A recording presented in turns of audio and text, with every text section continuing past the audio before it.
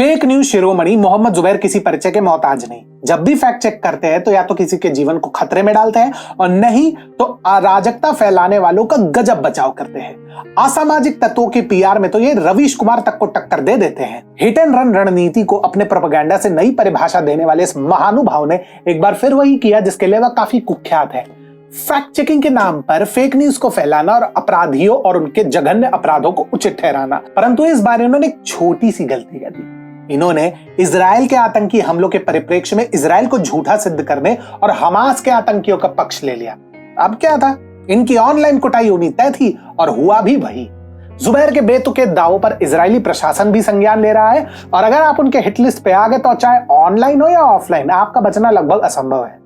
तो नमस्कार मित्रों, और आज हम एक बार फिर चलते हैं मोहम्मद जुबैर की अजब गजब दुनिया में और जानेंगे क्यों इस बार जुबैर का एजेंडावाद यदि उसके विनाश का नहीं तो उसकी प्रतिबद्धता पर गंभीर प्रश्न चिन्ह लगाने और उपहास का विषय तो अवश्य बनाएगा।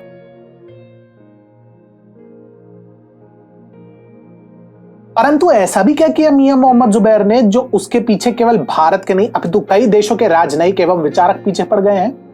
असल में जब से हमास ने इजराइल पर धावा बोला है, इजराइल ने उसे मिट्टी में मिलाने का अटल संकल्प लिया है और यह बात किसी से छुपी नहीं है। अब इस विषय में जहां कुछ लोग इजराइल का निसंकोच समर्थन कर रहे हैं तो कुछ लोग निष्पक्षता के नाम पर दोनों पक्षों की सहानुभूति बटोरना चाहते, बिकॉज बिजनेस।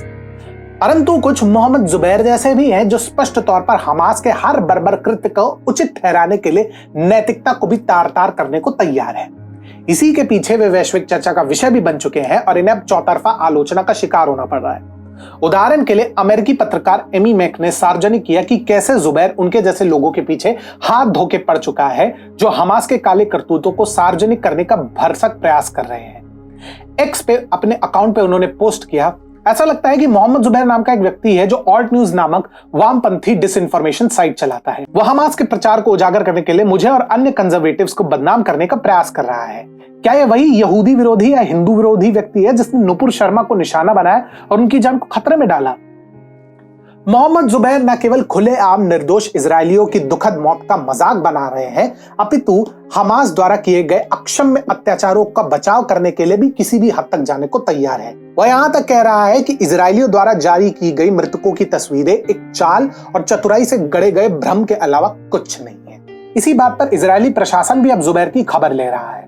इजराइल के वर्तमान महावाणिज्य दूत कोबी शोशानी ने जुबैर को दर्पण दिखाते हुए एक्स पर पोस्ट किया, प्रिय जुबैर, इजराइल के बारे में फर्जी खबरें और नफरत फैलाना बंद करें। यदि आप वास्तव में खुद को फैक्ट चेकर मानते हैं तो जरा इजराइल आइए। क्यों जुबैर भैया, मिल गई तसल्ली? करवा लिया बेइज्जती।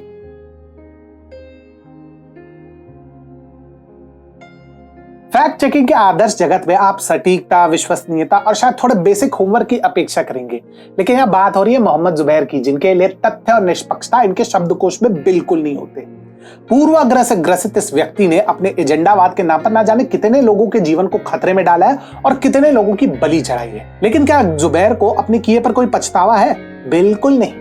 उल्टे महोदय तो ऐसे विक्टिम कार्ड खेलते हैं जिसको देखकर स्वयं ध्रुव राठी जैसे फेक न्यूज शिरोमणि भी एक बार को सभ्य पुरुष लगने लगेंगे। मोहम्मद जुबैर ने इजरायली प्रशासन पर उसको टारगेट करने का आरोप लगाया। जो कोई भी उसकी आलोचना करता है उल्टे उसे ही धमकाने पे उतर आता है। उदाहरण के लिए सऊदी अरब में स्थित ट्विटर बेस्ड भू राजनीतिक विश्लेषक जहाक तनवीर को इनकी कुछ बातें बिल्कुल रास नहीं आई।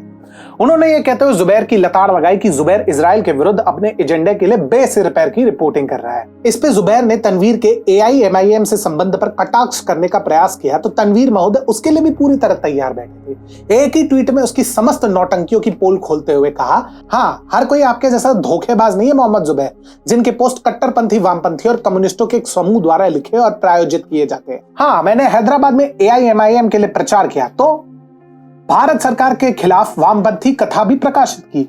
मेरे कई दोस्त और रिश्तेदार ओवैसी के कट्टर प्रशंसक हैं, तो आपको उससे क्या?